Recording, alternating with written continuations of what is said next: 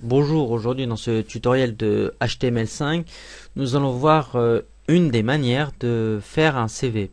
Alors pas besoin de rentrer dans l'explication d'un CV, donc entrons tout de suite dans le codage. Donc nous avons notre page HTML basique. Alors tout d'abord, avant de commencer à écrire, je vais vous dire de quelle manière je vais présenter le CV. D'un côté, il y aura les informations personnelles ainsi qu'une photo correspondant au candidat. Euh, D'un autre côté, il y aura les expériences professionnelles, les qualités, compétences, les hobbies, loisirs, etc., etc. Donc, je vous ai dit qu'il fallait mettre les informations personnelles et l'image. Je commence par mettre l'image. J'ai pris une image logo.png que je vais inscrire dans la source. Voilà. Je vais la mettre, pardon, à droite et je vais lui donner une hauteur de 100. Alors pourquoi une hauteur de 100 et pourquoi je vais l'aligner à droite? Tout simplement parce qu'en l'alignant à droite, c'est la manière que j'ai décidé qui est le plus couramment utilisée pour mettre une photo à droite. 800 parce que les informations que je vais entrer pour le candidat seront sur le même lignage que le 8. Bref, je n'entre pas dans la complexité, je vais écrire, ensuite vous verrez pourquoi j'ai mis 8 égale 100.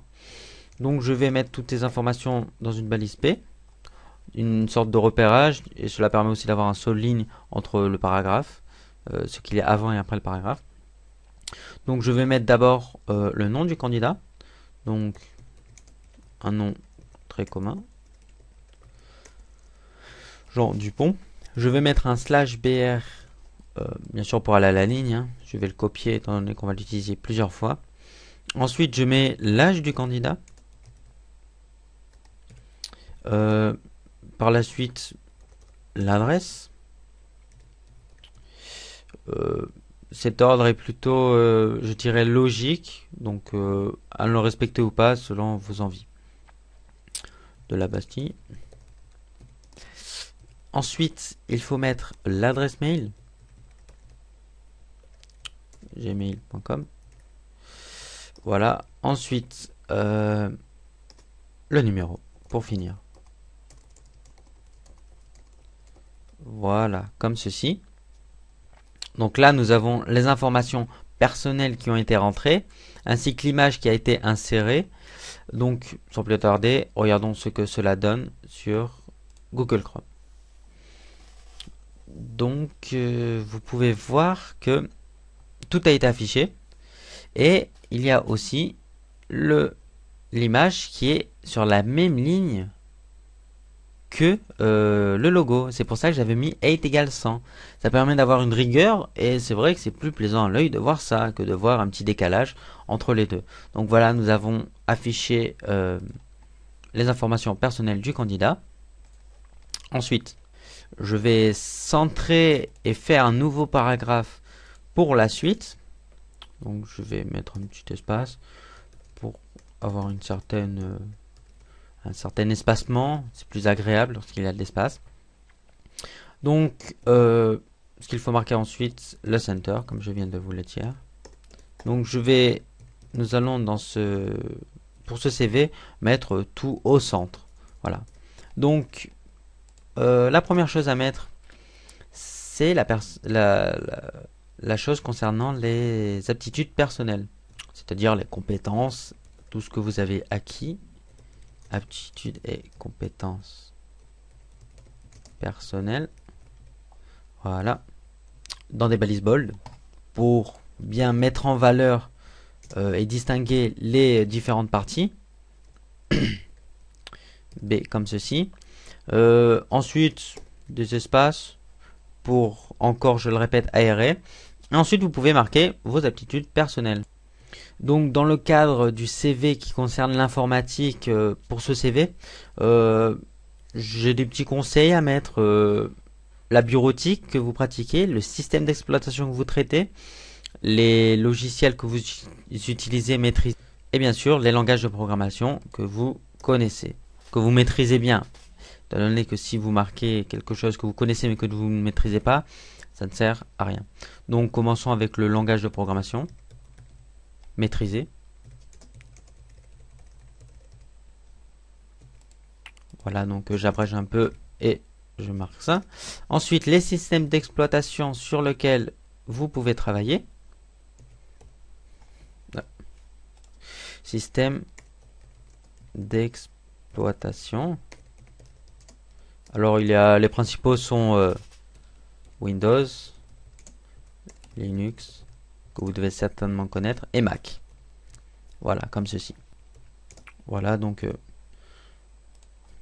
mettons à chaque fois un solide, vous verrez qu'il a une certaine ergonomie, c'est plus agréable à voir quand on espace vraiment l'ensemble de nos qualités, des compétences, de tout ce qui concerne le CV. Donc continuons avec la bureautique. Donc comme ceci. Et pour finir, nous faisons logiciel. Voilà, donc là vous avez marqué vos aptitudes et vos compétences personnelles. Donc, sans plus tarder, regardons ce que cela donne. Voilà, donc je sauvegarde. Et je vais rafraîchir ma page. Voilà, donc vous pouvez voir qu'il y a tout qui est centré. Et il y a... c'est vrai que ça peut être agréable à voir. Donc c'est pratique, très pratique, voilà. Donc c'est un exemple, hein, je le répète, c'est une des manières de créer un CV. Ce n'est pas obligatoire de faire comme ceci, c'est juste une proposition. Nous pourrions même rajouter quelque chose. Je viens de voir. Donc pour les aptitudes et compétences personnelles, on pourrait rajouter les compétences en informatique. Ça peut être utile. Voyons voir ce que cela donne. Voilà, donc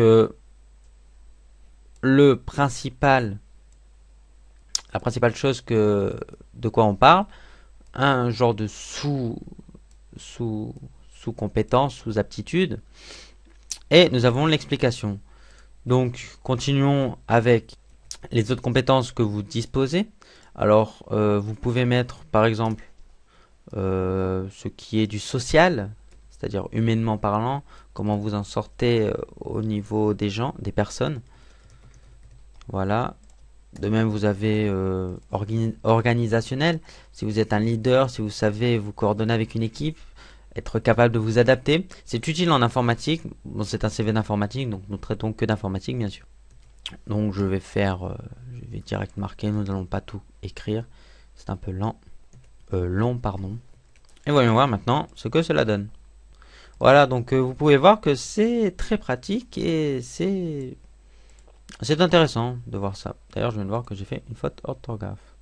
Aptitude, c'est plusieurs aptitudes. Pour le travail en informatique, hein, si vous marquez des choses banales, s'abstenir. Bon, bien sûr, vous pouvez dire par exemple que comme loisir, vous faites de l'informatique. C'est pas bête, hein, ça peut être utile. Hein.